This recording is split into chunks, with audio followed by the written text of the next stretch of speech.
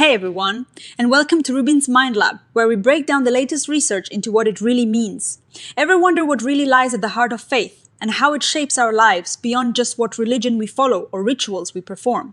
Today we're diving deep into a fascinating paper that revisits this fundamental human experience. The author, Heinz Streib, received a prestigious award for his work, and this paper is essentially his way of sharing some big ideas about faith. He asks us to think about what faith really is. Is it the same as being religious? And if not, how are they different? He also looks at the idea of faith as our ultimate concern, something that matters to us more than anything else. To explore these questions, Streib turns to two brilliant philosophers, Paul Tillich and Emmanuel Levinas. Tillich talked about faith as our ultimate concern, meaning the thing that drives us, that we organize our lives around, whether it is a nation, a cause, or something truly divine. Levinas, on the other hand, focused on something even more profound, the transcendence of the other.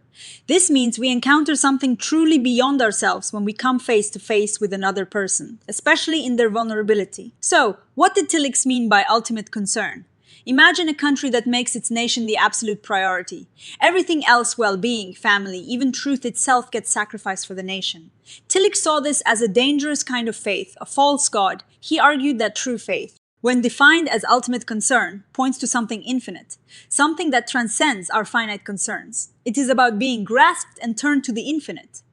This isn't just about positive feelings. It has a critical edge. It warns us that whatever we put our ultimate concern into, if it is not truly ultimate, it can become a demon leading to harmful actions, even violence, regardless of how religious the people involved claim to be. Tillich's idea is that this ultimate concern must transcend every preliminary finite and concrete concern.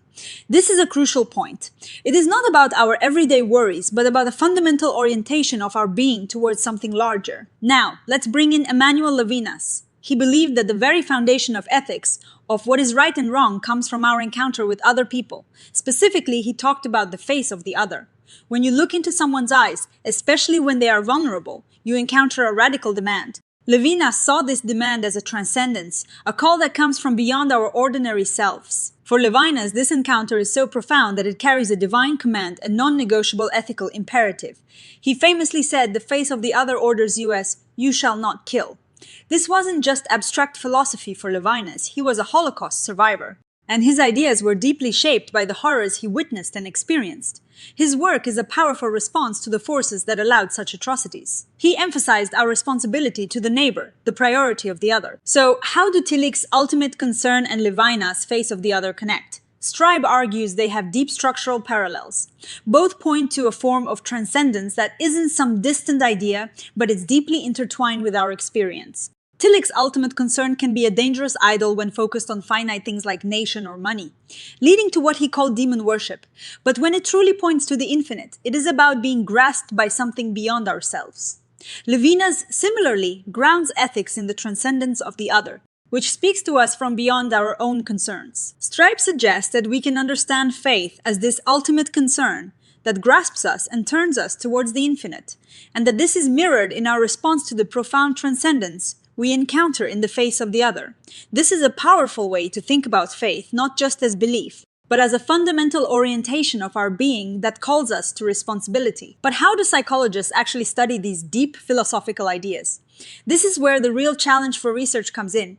Streib notes that Levinas' ideas are incredibly difficult to measure. There aren't many concrete ways to quantify the transcendence of the other in a lab. He mentions a recent book that found almost no existing psychological measures helpful for grasping Levinas' concept. Tillich's ultimate concern has been explored more, often through looking at personal strivings or what people work towards in their lives.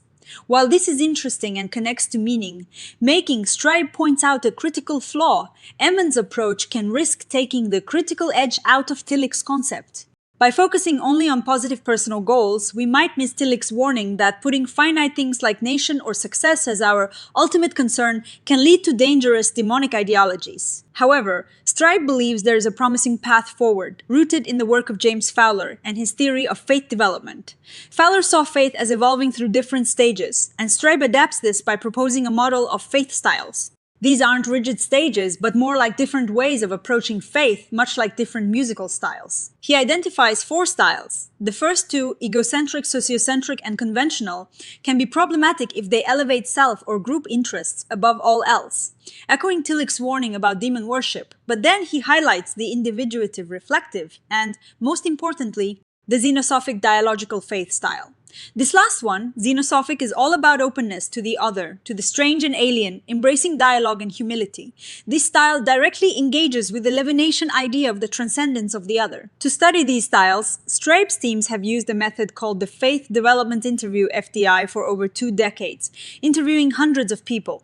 This qualitative approach, focusing on personal narratives, allows researchers to explore how people experience transcendence and how their faith styles evolve. Streib concludes by proposing a new research program he calls Xenosophia. This term, meaning wisdom of the other or guess wisdom, aims to cultivate and study the process of gaining wisdom through encounters with the other and the alien. This research would focus on operationalizing the primacy of the other, looking at attitudes like openness to dialogue and intellectual humility. He sees this aligning with recent calls for more wisdom research that includes an ethical dimension aiming for a greater good, or as he suggests, an ultimate good.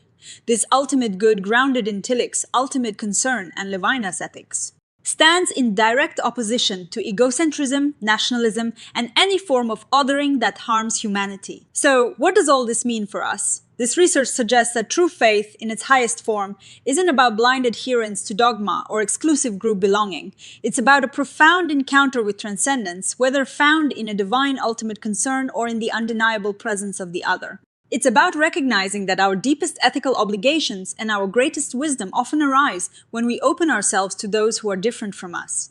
This research is a powerful call to action, urging us to cultivate a xenosophic mindset, fostering openness, understanding, and a commitment to that ultimate good that benefits all. What do you think about these ideas? Does the concept of ultimate concern resonate with you? And how do you experience the transcendence of the other in your own life? Let me know in the comments below. If you found this exploration interesting, please give this video a thumbs up, subscribe to RUBIN'S Mind Lab for more dives into psychology and science, and hit that notification bell so you don't miss our next episode. Thanks for watching, and I'll see you in the next one.